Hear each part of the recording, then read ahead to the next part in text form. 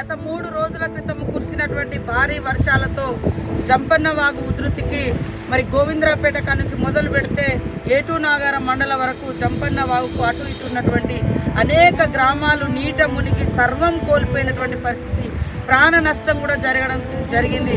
వెంకటాపురం మండలంలో కూడా చెరువు దగ్గర ఒక కుటుంబం పోయింది, అనేక గ్రామాలు మునిగినటువంటి పరిస్థితి, ఇండ్లు కొలాప్స్ అయిపోయినాయి, మనుషులు చనిపోయినారు, పశు సంపద వాగులలో వరదలలో కొట్టుకుపోయింది, కరెంటు లేదు, మంచినీళ్ళు లేవు, కట్టుబట్టలతోటి ప్రజలు బయటకు వచ్చిర్రు. మరి దాతలందరినీ కూడా నేను ఒకటే విజ్ఞప్తి చేస్తా ఉన్నా, దయచేసి మానవత్వంతో ఈ వరద బాధితులకు, మా వరద బాధితులకు అండగా ఉండండి, వారికి మీ యొక్క చేయితనివ్వండి. మరి వారికి ఏమిచ్చినా కూడా మనోధైర్యాన్ని ఇస్తూ మేము ముందుకు సాగుతున్నాము.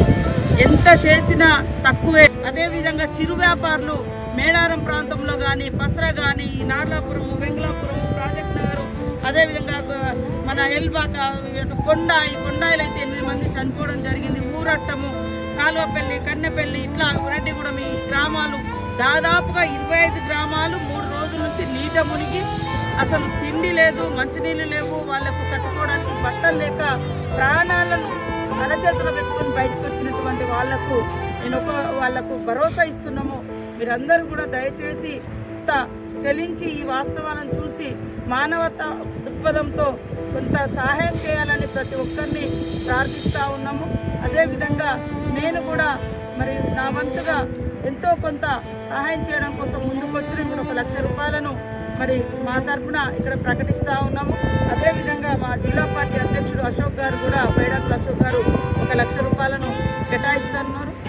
ములుగులో ఉన్నటువంటి ప్రతి కాంగ్రెస్ కార్యకర్త దయచేసి తమ వంతు సహాయ సహకారాలు అందించి ఒక్కొక్క ఊరికి ఒక్కొక్క సామాన్లు, బట్టలు, చీరలు, దుప్పట్లు, వంట చేసుకోవడానికి సామాగ్రి అందించడం కోసం యువకులు, పార్టీ నాయకులు, రాష్ట్రంలో ఉన్నటువంటి మానవతా దృక్పథంతో ముందుకొచ్చేటువంటి వాళ్ళని కూడా ఇస్తూ ఉన్నాము. రండి, ఆదుకోండి. ఒక్కొక్క ఊరును ఒక్కొక్కరు దత్తత తీసుకున్నట్టుగా చేసి